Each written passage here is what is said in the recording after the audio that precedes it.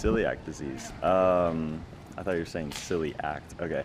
Celiac is basically gluten intolerance to an extreme level. I think it's an allergy. I know that it is a gluten caused disease, I would say, and it affects most people a little more severe than just being gluten allergies. I probably 5 years ago knew of gluten intolerance, and then I would have described it as, if that's very severe, it's celiac. Like, I'm not allergic to anything, so I don't really pay attention to it. I know that they've had like gluten-free stuff in the past, but I don't really know if they're continuing it this year. If you have celiac, you can't have gluten.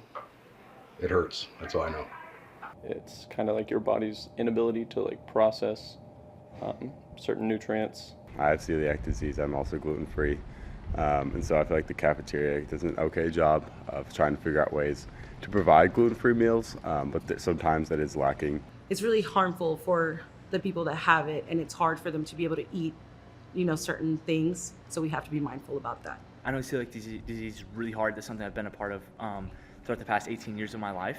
And it's really cool seeing how the cafeteria is trying to reach out with people as long as people are trying to reach out to them.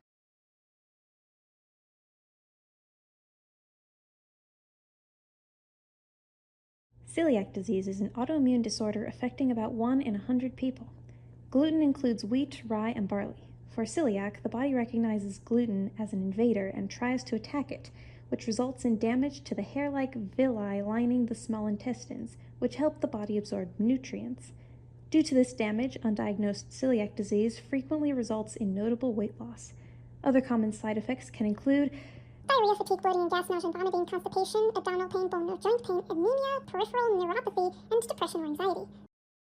We had been with a vendor for about 10 years. I was actually looking for, honestly, someone who could execute on the basics, including safety being one of the basics. So my freshman year was definitely a big transition period for me.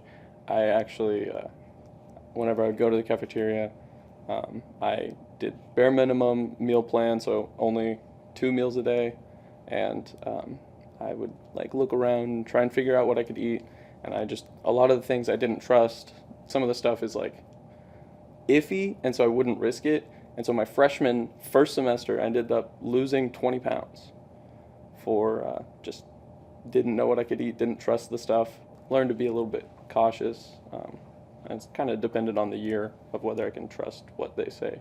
So I can't say much about the previous company because I wasn't here. I don't know. I thought their systems or their offerings, I thought there's not too much to change there. They didn't have a dedicated allergen section for gluten-free. So we thought we want to keep the gluten-free cereal away. So there was some things like operational wise that I was used to at another school that they weren't here. When I started having to get involved to troubleshoot or to meet with students to understand what's going on, understand how we can improve, then something's not being executed well by the vendor, because that's actually their job. They're the experts. I was being copied on all the food service QR codes, and so I was seeing the student responses, and I was asking to see the vendor's response to the students. And just then we had it was a bit of a town hall to try to get feedback from the students to truly understand. I would say that the vendor did step up and try to make corrections. But at that point, it was sort of like the vendor had all hands on deck from their corporate office, and we were unsure as to if they could sustain that. I mean, I wasn't a fan last year just because it just wasn't like great quality food, and I didn't feel like I could eat much of anything, so like I ended up cheating a lot by eating gluten. I would just feel pretty horrible.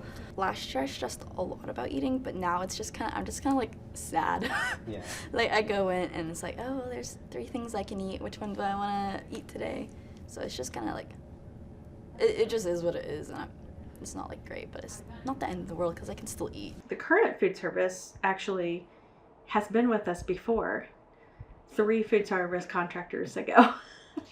So when we went with them, we had hopes of good quality food, no cross-contamination.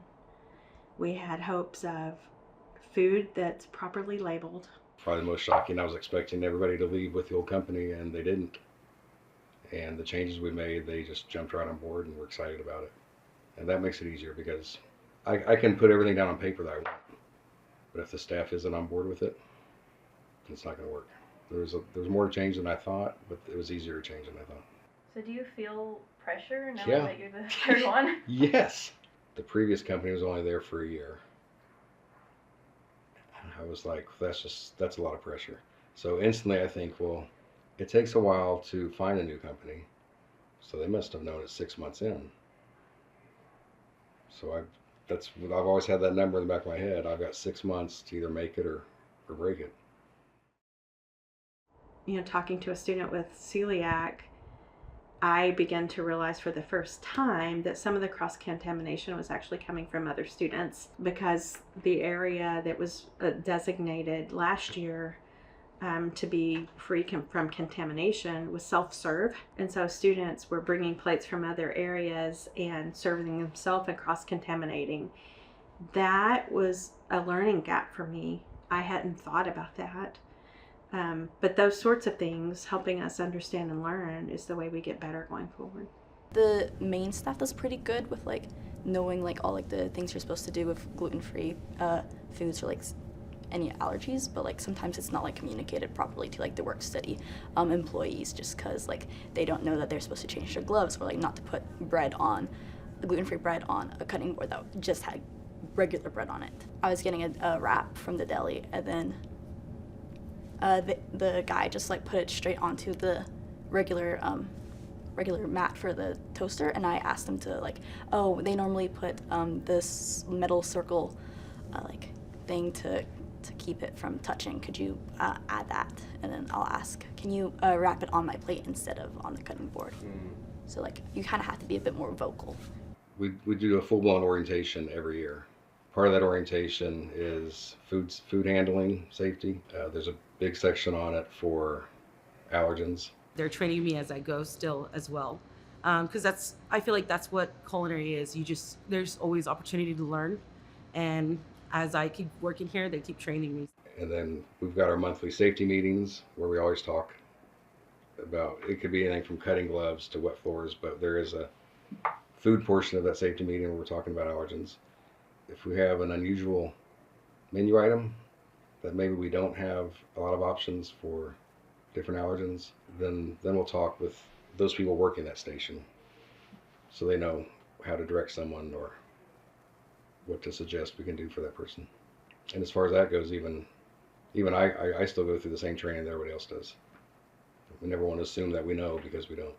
One major concern that I've had whenever we've switched catering services is will there be an area that has consistent food? And so there have been some catering services that just don't have the talk anymore, and the student body has complained, and they have ended up bringing it back several times. But there have been a couple occasions where they got rid of it for a time, and I just kind of resorted back to how I was freshman year. That is pretty boring, but I'd rather be able to eat than to be have novel food. I think it'd be cool. The taco bar is nice, but if they changed it up once a month and did some other specialty thing there, that'd be kind of cool. I was told that the previous company tried to take the taqueria away, and there was a revolt, because one of the things that we were going to do here was that station was going to rotate every day. It would be a taqueria Mondays, Wednesdays, a noodle station, a pasta station. But we were told by the administration here, you can't take the tacos away. So, instance like that, we're not going to change just for the sake of change. That I'm the one that's in charge of rotisserie in our allergen station. So you have the middle station, which is the vegan, vegetarians, but on the rotisserie side, chef makes sure, last time I was making mashed potatoes and I was putting butter and milk, and he was like, hey, you're the one that cooks for the allergens. He's like, some people can't have dairy. So he was teaching me how to, acquire different seasonings to make sure that it still tastes good because I know that mashed potatoes for me, I think of butter and milk. And he's like, well, let me teach you how to get this, to where the children will still like it, because he always tells me the kids come first. And so I think it's really cool that he's teaching us how to expand our culinary and being able to still continue to give out good food and be an allergen station at the same time. We have one section that's strictly gluten. The gluten-free waffle mix is purposely set away from the other waffle iron so it can't get mixed up. There's the gluten-free cereal. They've got frozen portions of like gluten-free, I think, chicken strips, and those options change, but there's a little dorm-sized freezer there and an air fryer. So if there's nothing that looks appetizing to them at any of the other stations, they can always hit that station and know it's safe. Other than that, we've always got whatever the main course is, whatever we're serving at any station, there's going to be a gluten-free option available. The best thing our staff can do is if they're not 100% sure, instead of saying, I don't know, good luck, they say, I don't know, but I'll find out, and they'll go grab the chef and we'll make sure we talk to that person and get them something that they can eat. I'm actually on the food committee for the cafeteria, and we've talked a lot about how they're doing a lot to really overcome those things. Some cafeterias do struggle with that, but to the extent of my knowledge and from the people I've talked to, our cafeteria is really, really good about helping people out with that. I think they're doing better, much better than what we've had. Their current handling of celiac has much improved from prior vendor. To my knowledge, there hasn't been a cross-contamination or someone becoming ill. That has not come to my attention this year. This is kind of embarrassing. So at the previous school, there was only 2 of us working and 150 football players. And we made all this food, pancakes and everything, and we had gluten-free pancakes that we could make if they needed it. And one of the players came up and asked for that, and so I ran to the back and I was hollering at the other manager, hey, where's the batter for the gluten-free? Oh, it's on this table. And I said, oh, I got it. It wasn't. He got sick and he couldn't play. It's embarrassing that we do it, but then I was looking at it from his point of view, all the practice he goes to, everything he does to get ready for the game, and now he's sitting in a room buckled over in pain because of something I fed him. I never want to be responsible for someone, being in pain because of something I fed him. I can't do that again. Our chef is very big on students comes first, and he's really big on making sure that you guys have enough options, and it's not just one option. He likes to have variety of options for everybody to be able to eat from. I'd like to see more variety. Probably a little bit more variety. A little more variety would be nice. Yeah. It's been just like a lot of chicken and hamburgers and pizza. And normally there's a good variety. There's always something that you can eat. Give us that variety again. Maybe just like some more variety. I think that there's somewhat less variety. We would have shawarma over rotisserie chicken every day. That would be my take. Yeah. Maybe every now and then don't have 3 chicken options. There hasn't been as much variety though, which is something I do miss about the last half service. I understand a lot of people enjoy having like variety, but I would rather have one thing I can guarantee I can eat pretty consistently, as opposed to like a wide range of options that are iffy. If it's like consistently been safe, I'm more likely to like trust it. This year they definitely have more options. Like they have a gluten-free wrap, which is like my new go-to. Gluten-free waffles are a nice like breakfast. I think if I picked my very favorite restaurant and I went to it 19 times a week, I might get tired. So there's challenges with that.